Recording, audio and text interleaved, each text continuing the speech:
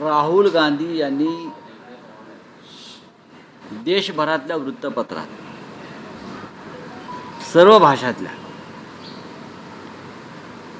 ज्या भावना व्यक्त केल्या त्या त्यांनी आधी मांडलेल्या आहेत की महाराष्ट्राच्या विधानसभेची निवडणूक ही भारतीय जनता पक्षानं हायजॅक केली, चोरली, लुटली, दरोडे घातले.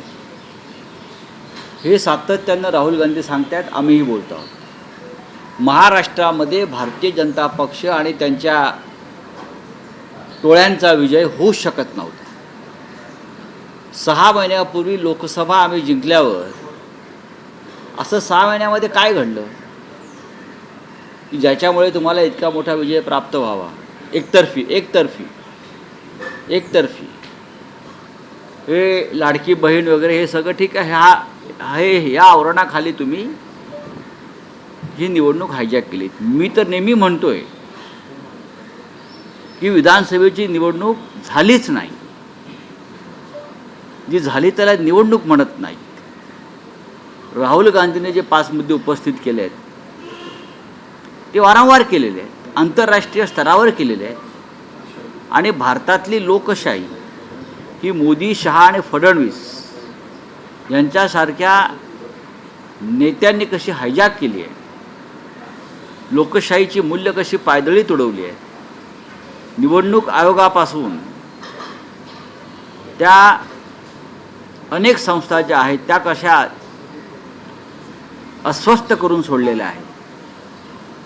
आता हे भारतीय जनता पक्षाचे लोक म्हणतात की राहुल गांधी यांची विधानं खोटी आहेत किंवा राहुल गांधी खोटं बोलतात. हे या देशामध्ये खोटं बोलण्याचा नोबेल पुरस्कार जर कोणाला द्यायचा असेल तर तो भारतीय जनता पक्षाचे जे प्रमुख नेते आहेत नरेंद्र मोदी त्यांना द्यायला पाहिजे. राहुल गांधी ही असामान्य व्यक्ती आहे. राहुल गांधी ही संविधानिक पदावर बसलेली व्यक्ती आहे. लोकसभेचं विरोधी पक्ष नेतेपद हे संविधानिक पद आहे. त्याच्यामुळे राहुल गांधींनी जी विधानं मांडलेली आहेत त्यालासुद्धा तेवढंच महत्त्व आहे विरोधी पक्षनेते म्हणून. हे देवेंद्र फडणवीस आता त्यांच्या अंगाचा तिळपापड झालेला आहे. आतापर्यंत आम्ही बोलत होतो पण देशातल्या किमान 14 वृत्तपत्रांनी प्रमुख राहुल गांधीचं म्हणणं छापल्यामुळे आणि ते लोकांपर्यंत गेल्यामुळे भारतीय जनता पक्ष उघडा नागडा पडलेला आहे. देवेंद्र फडणवीसांनी लेख लिहावा, ग्रंथ लिहावा, नवी गीता लिहावी या विषयावर. तुम्ही कसे जिंकलेला आहात, तुम्ही एकनाथ शिंदे, अजित पवार महाराष्ट्रात, हे अख्ख्या जगाला माहिती आहे. भारतीय जनता पक्षाची ताकद त्या याच्यात इतकीच होती ते 25 जागा जिंकू शकत नव्हते. एकनाथ शिंदे 10 ते 15 जागा जिंकू शकत नव्हते फार तर. आणि अजित पवारसुद्धा त्याच रेंजमध्ये असताना ज्या पद्धतीनं विरोधी पक्षाला जागा वाटप केलं या लोकांनी, निवडणूक आयोगाने केलं जागा वाटप आहे की त्यांना एवढ्या आणि त्यानुसार त्यांनी संपूर्ण महाराष्ट्रामधल्या मतदान केंद्रावरती ज्याला सेटिंग म्हणतात राहुल गांधी ते केलेलं आहे. राहुल गांधींच्या कालच्या लेखानं म्हणा, कालच्या भूमिकेनं म्हणा, फक्त महाराष्ट्रात नाही, देशात नाही, जगातल्या लोकशाही मानणाऱ्या अनेक देशामध्ये चिंतेचं वातावरण निर्माण झालं. आणि देशाच्या जनतेलाही कळलं आहे की नरेंद्र मोदी आणि कंपनी निवडणुका कशाप्रकारे जिंकते आहे हे स्पष्ट झालं. माझ्या गटावर तुम्ही जे आरोप केले होते की इतर वेळीच एकनाथ शिंदे जाणार होते, त्यांनी नागपूरनंतर विषय काढला होता वगैरे, त्याच्यावर एकनाथ शिंदेने उत्तर दिले की बाळासाहेबांच्या विचारांना त्यांनी बट्टा लावल्यामुळेच आता माझ्या गटावर येऊन खोटं बोलतात. सोडून द्यावं. एकनाथ शिंदेचं काय ऐकताय तुम्ही? त्यांनी त्यांच्या मनाला विचारावं. जर ते खरोखर बाळासाहेब ठाकरेंचे प्रेमी असतील की काय झाली चर्चा ही त्यांनी त्यांच्या मनाला विचारावं. कसल्या बट्ट्या कट्ट्या काय करतायत ते काय सांगतात आम्हाला तुम्ही? किती खोटं बोलाल तुम्ही? ठीक आहे, तुम्ही किती खोटे आहात, तुम्ही किती बकवास आहात, तुम्ही किती भ्रष्ट आहात हे परवा सर्वोच्च न्यायालयानं 3000 कोटीचे तुमचे जी काय कमिशनबाजी होती त्याच्यावर जो हल्ला केला आहे त्या काय तर स्पष्ट होत आहे. मी जे बोललो आहे ते 100% सत्य. मी त्याचा साक्षीदार आहे, मला त्याच्यात पडायचं नाही. सर, पंतप्रधानांनी लष्करी गणवेशाचा वापर हा? पंतप्रधानांनी गणवेशाचा वापर राष्ट्रीय लाभासाठी केला असं सांगतात आपल्या रोखोक भूमिका मांडली. तुम्ही जर लष्करी गणवेश घालून फिरला तर तुमच्यावरती गुन्हा दाखल होईल. जी भारतीय न्याय संहिता आहे त्याच्यामध्ये काही जी कलमं आहेत, under section so and so, तुम्ही लष्करी गणवेश वापरलात किंवा लष्करासंदर्भातलं काही साहित्य वापरलं,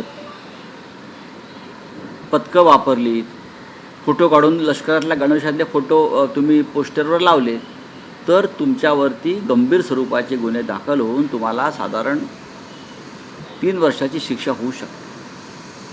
इथे तर राजकीय कारणासाठी पंतप्रधानांचे गणवेशातले फोटो वापरले जाऊन बिहार वगैरे जिथे निवडणूक आहेत तिथे भारतीय जनता पक्षाचे लोक हे फोटो वापरतात.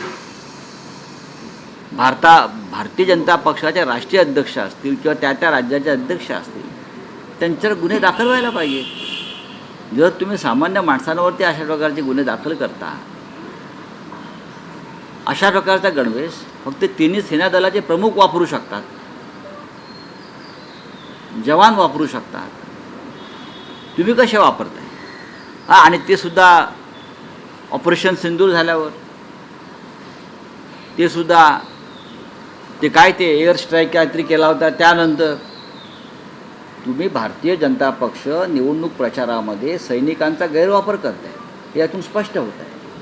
सर, दोन्ही बंधू एकत्र आहे. सवाल ऐसा कि बीजेपी और कांग्रेस में अभी आर्टिकल वॉर छिड़ गई है. कल राहुल गांधी के आर्टिकल के बाद आज खुद देवेंद्र फडणवीस को आर्टिकल लिखना पड़ा. क्या कहना? मैंने तो नहीं देखा कहाँ आर्टिकल है. मैं राहुल गांधी का आर्टिकल ज़रूर पढ़ा है, क्योंकि वो देश के सभी जनता तक वो आर्टिकल कल का पहुंच गया है.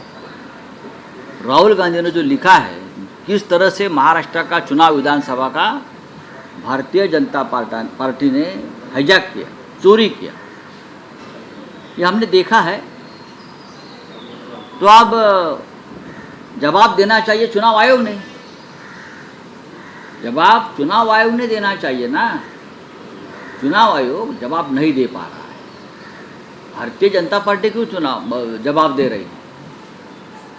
जो मुद्दे उपस्थित किए उसमें एक पार्टी है, राहुल गांधी ने चुनाव आयोग को बनाया है. 5 में से जो 5 मुद्दे हैं राहुल गांधी जी के, उसमें से चुनाव आयोग के ऊपर सबसे बड़ा हमला है. किस तरह से वो पैनल बदला दिया चुनाव आयोग का, किस तरह से वोटर लिस्ट में गड़बड़ी की, किस तरह से 60 लाख से ज़्यादा वोटर्स अचानक आ गए. ये सभी मुद्दे के बारे में देवेंद्र फडणवीस को सवाल नहीं पूछा है.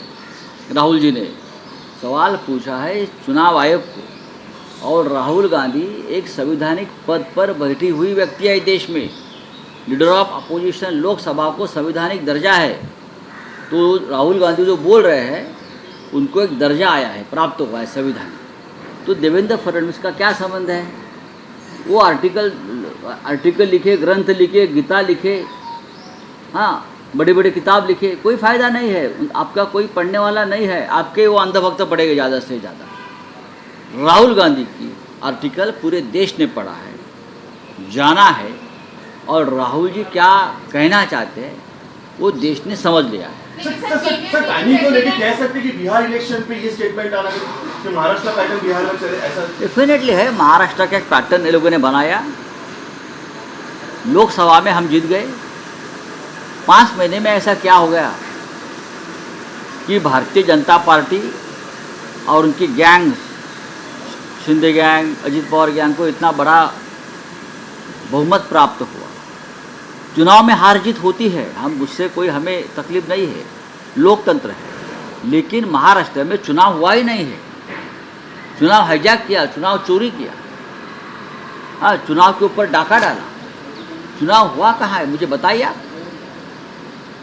ऐसा चुनाव और ऐसे नतीजे आ ही नहीं सकते. ये बीजेपी को मालूम है, इसलिए तो आग बबूले हो गए ना ये लोग.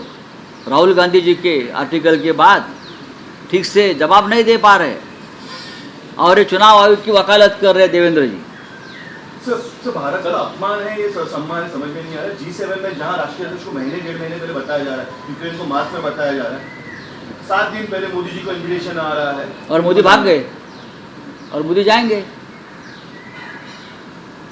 जाना नहीं चाहिए ना, ये देश का इंसल्ट है, हम नहीं आएंगे। अगर स्वाभिमान है तो आप कहेंगे मैं नहीं आऊँगा, लेकिन इस देश का स्वाभिमान ये लोगों ने पूरी तरह से ख़त्म कर दिया है, पूरी तरह से। देश के प्रधानमंत्री को स्वाभिमान नहीं है, देश के विदेश मंत्री को स्वाभिमान नहीं है। अगर ये दोनों को स्वाभिमान नहीं है तो देश का स्वाभिमान कहाँ रहेगा? कोई भी जाकर ट्रम्प 50 बार बोल रहा है मोदी के बारे में, मैंने वॉर रुकवाया, और मोदी जी जवाब नहीं दे पा रहे। पुतिन बोल रहा है, और भी देश बोल रहे हैं, G7 को नहीं बुला पा रहे हैं, पाकिस्तान को ताकत दे रहे ये लोग सब, मोदी बोल नहीं पा रहे। मोदी आज की स्थिति में विश्व के सबसे डरे हुए नेता हैं। मोदी जी को लगता है पूरा विश्व एक साथ होकर मुझे कुर्सी से बाहर कर देंगे। चलिए, दोन्ही बंधू एकत्र आले तर ठाकरे, दोन्ही बंधू एकत्र आले तर ठाकरे गट टिकणार. एबीपी माझा, उघडा डोळे बघा नीट.